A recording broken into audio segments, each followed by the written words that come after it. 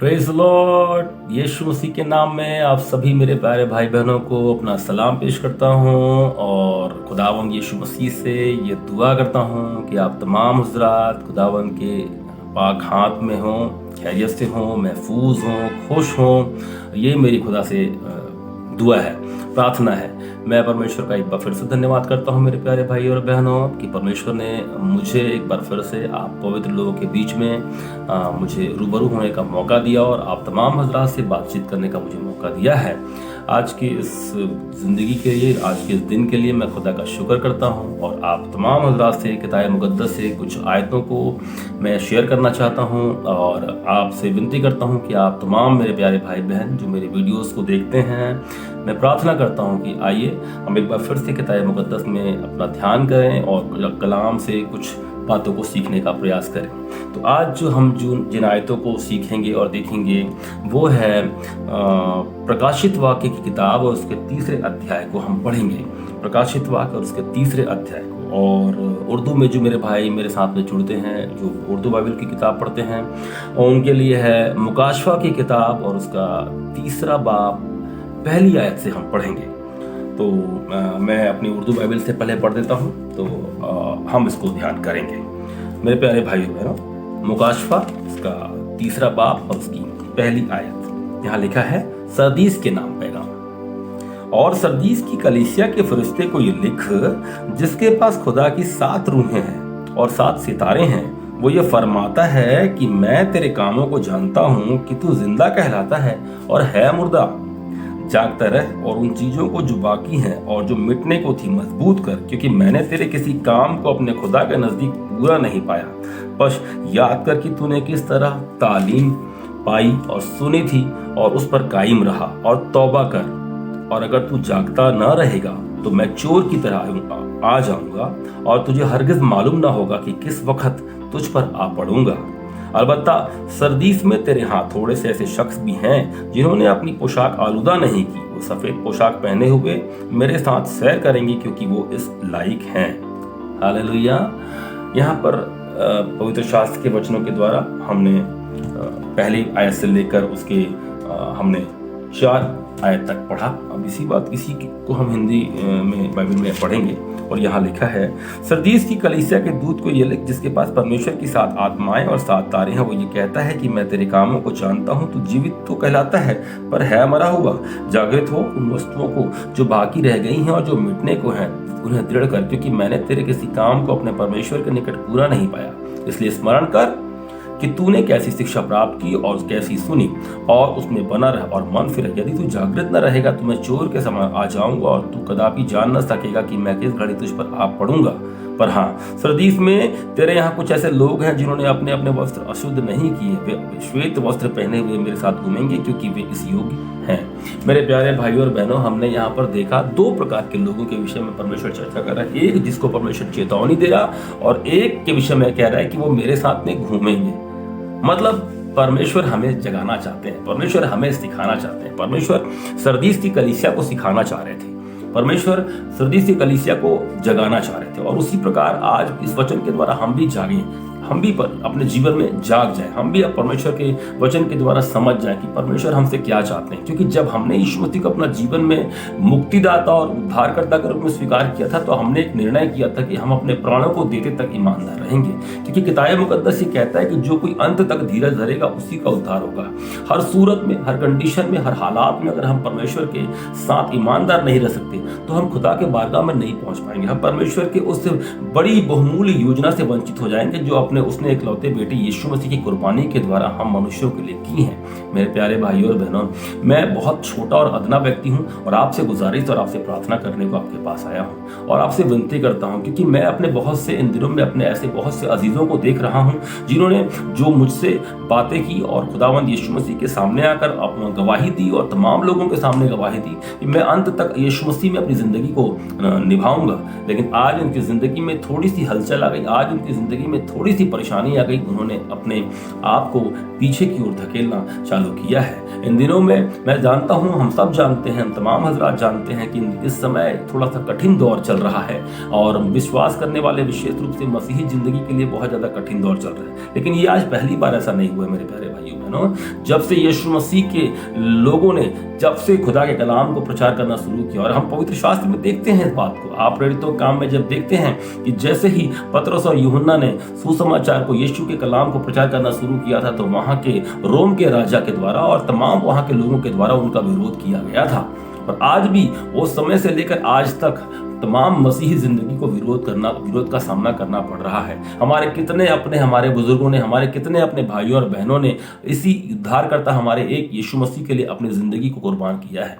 और आज खुदा का ये फजल और करम है कि हम उसके कलाम को उन्हीं की कुर्बानी की वजह से आज हमने सीखा है। आज हमारे पास ये किताब मुकद्दस है और हमें किताब से उसके पाक काम को, हम उसके पवित्र कामों को समझ सकते हैं, जान सकते हैं। मेरे प्यारे भाइयों और बहनों, आपकी जिंदगी बहुत कीमती है, इसमें कोई शक नहीं है। मैं समझ सकता हूं कि आपकी जिंदगी बहुत कीमती है। आपके पास बहुत सारा बोझ भी है, आपके परिवार का बोझ है, आपके परिवार की जिम्मेदारियां हैं और बहुत सी ऐसी जिम्मेदारियों से आप सब लोग भरे हुए हैं। उसी प्रकार से मैं भी हूं। लेकिन याद रखिए, ये जिम्मेदारियां खुदा ने हमें बख्शी हैं और परमेश्वर हमारे विषय में पहले से सब कुछ जानता है। और खुदा ने हमें जब अपने पास बुलाया था तो बड़ी उम्मीद से हमें अपने पास बुलाया।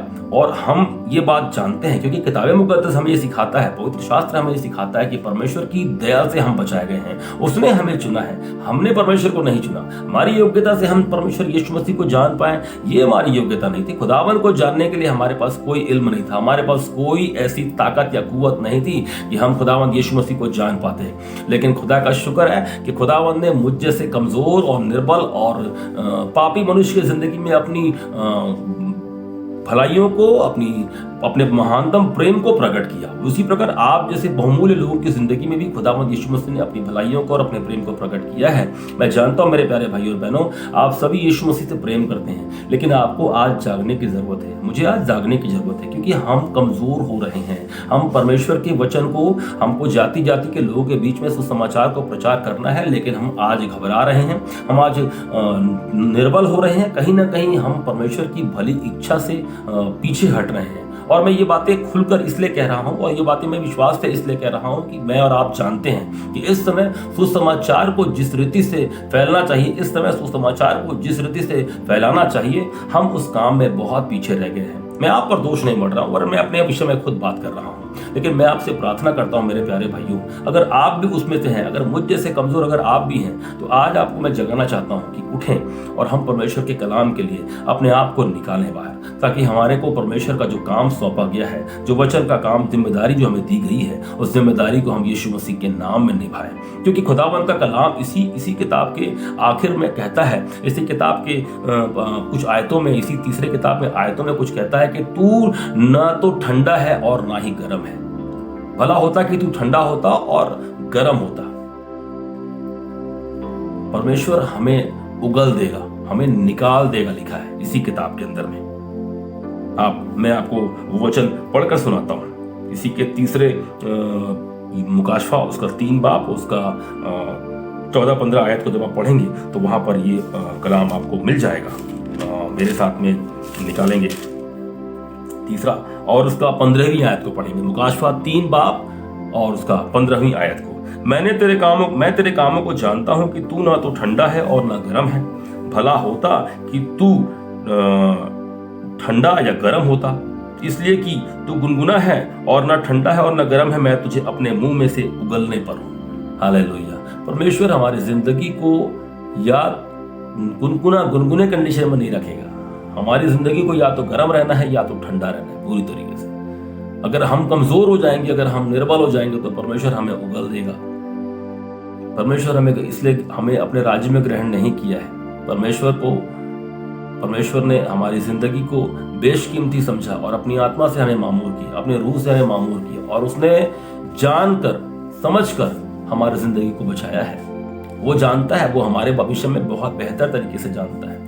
उसने हमें ताकत दिया, उसने हमें कुव्वत दिया, उसने हमें अपनी रूहानी ताकत को दिया मेरे प्यारे भाइयों और बहनों। क्योंकि कलाम कहता है कि जो मुझे सामर्थ देता है उसमें मैं सब कुछ कर सकता हूँ। मेरे प्यारे भाइयों और बहनों, हमें परमेश्वर के प्रति पवित्रता को, हमें परमेश्वर के प्रति ईमानदारी को, हमें परमेश्वर के प्रति उन आत्मा के उन 9 फलों के द्वारा सुसज्जित होना ही होगा। हमें पुराने से काम को छोड़ने होंगे, हमें पुराने से जीवन को बदलना ही होगा, मुंह फेरना ही होगा, पीठ पे पीछे फेंकना होगा उन तमाम गंदी आदतों को और तमाम उन आदतों को जो हम अब तक हमारे जिंदगी से जुड़े हुए हैं।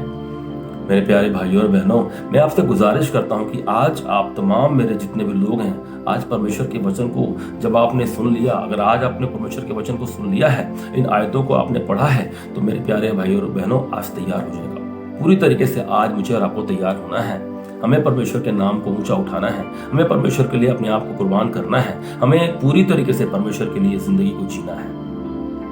कोई मायने नहीं रखता, आप धन के चक्कर में, आप संसार के चक्कर में अपनी जिंदगी को तबाह ना करें, क्योंकि धन और संसार की तमाम वस्तुएं जाती रहेंगी। इसे किताब मुकद्दस के जब आप उसके 17वीं आयत को पढ़ेंगे तो लिखा है, तो कहता है कि मैं धनी हूं और धनवान हो गया हूं, और यह नहीं जानता कि तू अभागा और तुच्छ और कंगाल और अंधा और नंगा है। और 18वीं आयत में कहता है, इसीलिए मैं तुझे सम्मति देता हूं कि आग से ताया हुआ सोना मुझसे मोल ले कि तू धनी हो जाए। हालेलुया। परमेश्वर अपने वचन के द्वारा हमें सिखाना चाहता है, बोलता है आग से ताया हुआ सोना तू मुझसे मोल ले कि तू एक्चुअली रियल में धनी हो जाए। असल में जिस धन की संपत्ति के विषय में हम भाग रहे हैं, जिस संसार की संपत्ति के विषय में हम व्याकुल हो रहे हैं, असल में वो कूड़ा और कचरा के समान ही है, उसकी कोई कीमत नहीं है। लेकिन खुदावन जो हमें संपत्ति देना चाहता है, खुदावन जो हमें सोना देना चाहता है, वो हमें लेना है। और वो हमसे बोल रहा है कि मैं तुझे सम्मति देता हूं कि आग से ताया हुआ सोना मुझसे मोल ले कि तू धनी हो जाए। हालेलुया। और कहता है श्वेत वस्त्र ले ले कि पहनकर तुझे अपने नंगेपन की लज्जा ना हो, और अपनी आंखों में लगाने के लिए सूरमा ले कि तुझे दिखाई देने लगे। मेरे प्यारे भाइयों और बहनों, परमेश्वर के पवित्र वचन में इफिसियों की किताब में हम देखते हैं, वहां लिखा हुआ है कि परमेश्वर के हथियार बांध लो। हालेलुया।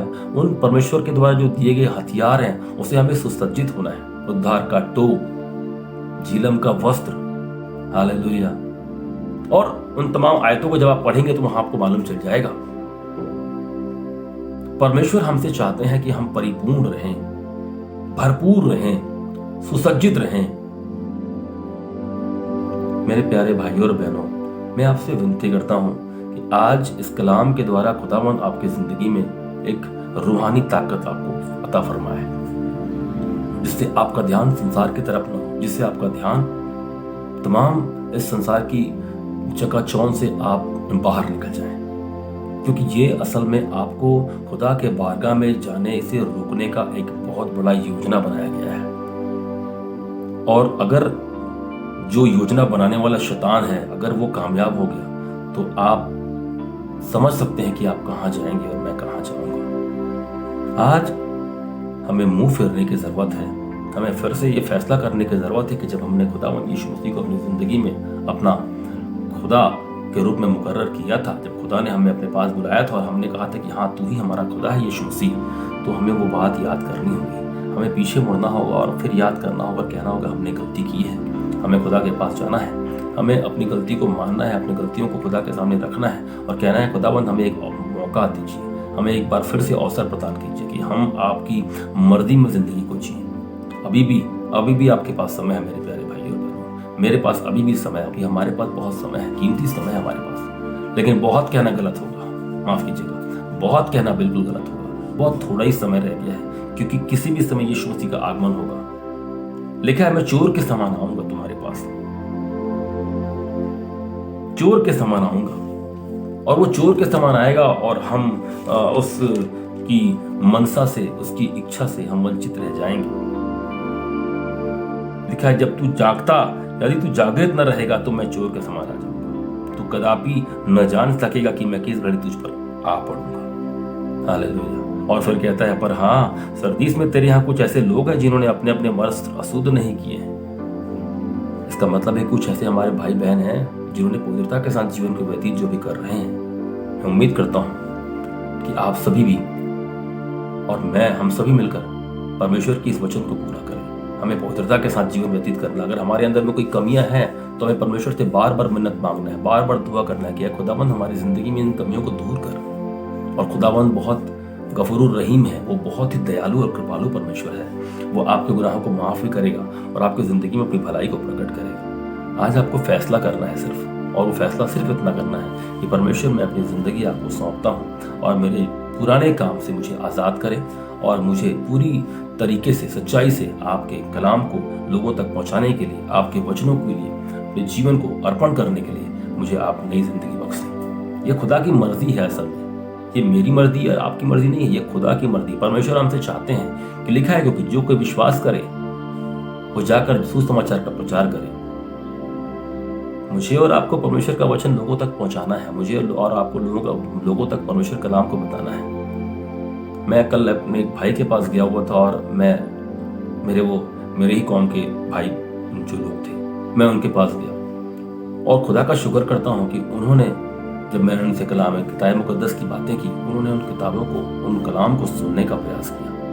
मेरे प्यारे भाई और बहनों, हर एक व्यक्ति की ज़रूरत है, हर एक ज़िंदगी को इस समय ज़रूरत है किताब मुकद्दस को जानने की। हर एक लोग ढूंढ रहे हैं खुदा को।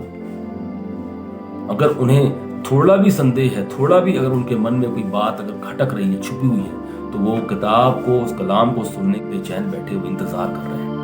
वो चाहते हैं कि खुदा काम उनकी ज़िंदगी में दिखाई दे। तो आज अपनी ज़िंदगी को परमेश्वर के हाथ में सौंप दीजिए। मैं विश्वास करता हूँ कि आप एक नई ज़िंदगी से मामूल हो जाएंगे।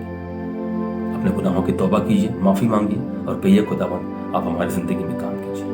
मेरे प्यारे भाई और बहनों, बड़ी उम्मीद से मैं आपसे प्रार्थना करता हूँ कि आप ज़रूर मेरी बात को समझेंगे, खुदा के कलाम को समझेंगे, परमेश्वर की आज्ञा को मानेंगे और हम सब मिलकर परमेश्वर की भली इच्छा को यीशु मसीह में पूरा करेंगे। इसी उम्मीद से मैं आपका भाई आप सभी को से विदा होता हूँ और आशा करता हूँ कि आप इस कलाम से जरूर कुछ सीखें और सीखेंगे।